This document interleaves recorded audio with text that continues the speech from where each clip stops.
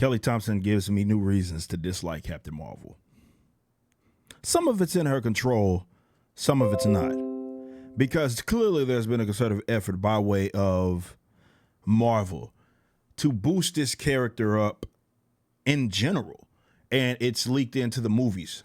It seems like it started in the comic books, and I'm saying like within recent, like I'm talking about prior to the last decade. Or more so, not even that much, because 2012 is when she became Captain Marvel. And they started to make this effort a little bit before then. It seems like before they made her Captain Marvel, they were like, hey, we got to boost this character to be some sort of a prominent one, even though even as Miss Marvel, she's had her books.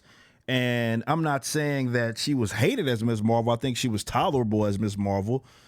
But she never was this prominent character, and that's fine. A lot of characters aren't. Some of my favorite characters aren't like these prominent characters. But they made an effort, and they had her having these weird appearances over the course of that past decade or the last 10 years. And then she became Captain Marvel and stuff like that. Because you think before then, she had like one appearance, right? Which was in the X-Men comic when Rogue took her powers and such, and she was in a coma. Not X-Men comic, the X-Men animated series. That was really the only outside of comic book thing that she appeared in up until going into the latter half of the, late mids to the 2000s, late 2000s, where she started popping up and just random stuff like, she with her series in 2006, if I'm not mistaken, that Miss Marvel series. And then you had, was that 2006? I don't remember when that started. I think it was like 2006ish, like the longer form not Captain Marvel, Miss Marvel, because the first Miss Marvel didn't really go that long, the first Miss Marvel volume. But that little deal. And she started to appear games, shows, and stuff like that. She becomes Captain Marvel, movie comes out, and so forth. So a lot of that has nothing to do with Kelly Thompson. She's just sort of perpetuating the idea, and she gives me new reasons not to more so to dislike the character. She gives me more reasons to dislike it when you consider the current run of Captain Marvel. But also we have this new Star book. Now, Star, this character is new, and it came from the Captain Marvel book. Star basically was the result of this Kree experimentation, if you will, using Captain Marvel to essentially give her powers at the time. And she was basically powered through Captain Marvel, if that makes any sort of sense.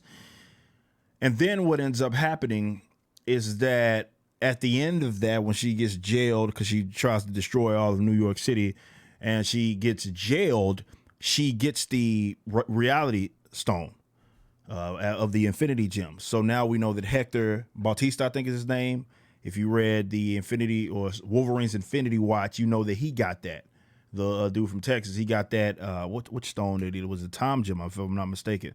And then she gets the reality stone. And what that stems from, you would have had to have read the Infinity Wars and like Infinity War, Infinity and all of that, where the end of that entire arc, Adam Warlock uses the gems when he has them all to give the soul, basically uses the gem to give all of the gem souls, right? So now the gems, basically, each individual gem has a mind of its own. So obviously we're starting to see, and we will see them just have, they're part of other characters' being. So she inherits this. Why? We don't really know, for the same reason we don't really know why Hector got the Tom Gem. So the character, they're using the book to sort of prop this character up. It's sort of like what they did with the movie. And they use characters that, and they kind of take knocks at them, right?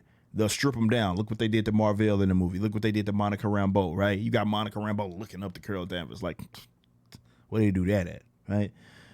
But that's sort of what they do because they're trying to give this character legitimacy, but they're funneling all of that through other characters to like sort of give it some sort of legitimacy. And just as an example, in the Star book, when Star goes and visits Jessica Jones, she has this little thing where she says, can you see the future because you tried to kill my best friend? And she's like, you're not Danvers' friend. That's the other one, Jessica Drew, the Spider-Woman. She's like, yeah, we share her joint custody. Like, oh, well, she's this great friend of theirs. And really, that's a recent phenomenon, even though these characters have been around for a long specifically like Spider-Woman, they historically had really no connection. It wasn't until, I believe, actually, they had more of a connection together, Jessica Drew and Jessica Jones, before like they linked up with Carol like that. And you know, that was like you had the Alias comic where they had linked up and so forth with Jessica Jones. But they've never been these, again, recent phenomena, these like cool, really, really cool, but now they best friends. Like that just comes out of nowhere. They're just best friends. You guys can barely see it. Let me move this up real quick because I'm sort of in the way. But if we go here, this is where it's at. You'll see.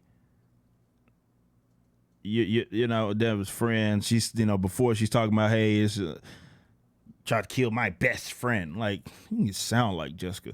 But this is funny because, you know, we watched that Black Widow trailer and they're trying to gas up Kelly Thompson. Like, oh, she really knows these characters. Like does she really know these characters? And the funny thing about this comic book is that just like some of other Kelly Thompson's work, such as Mr. and Mrs. X, she gets characters that are generally likable, and it sets her up for success, but somehow manages to plug little bits like that makes me dislike Captain Marvel more, even though Captain Marvel doesn't even really show up in this book, because you have this character popping up. Another one of my favorites, Scarlet Witch. And it makes sense for her to pop up because you're dealing with reality. She has a reality gem. You know that she has these capabilities to sort of alter reality in Scarlet Witch, and she's about to pop up in the next issue. So she's set up for success, yet somehow gives me a reason to dislike the character even more, which is a very impressive thing. Kelly Thompson's on everything. It's funny talking about. I'm going through my list of books. This is why this has been out for a couple of weeks, but I'm just not getting around to it. Here's another one. Kelly Thompson's on Widener. What is she doing to deserve to get in control of some of these characters? I don't know who she knows. I don't know if she got dirt on people. I don't know. Not a fan. But I would love, and I'm gonna say this every time I mention Kelly Thompson because she is my most despised character.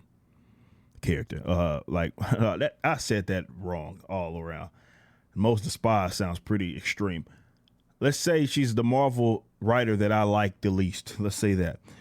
And she gives me reasons, but I would still love to interview. I would love to interview her for Can It Sake, the podcast. And I would love her to check me. Like, I'm not even trying to be like confrontational in the sense that, well, I guess I am. But, you know, I'm not trying to be antagonistic. I say that I'm not going to like try to jump in and throw. I want to see her vision. She can check me.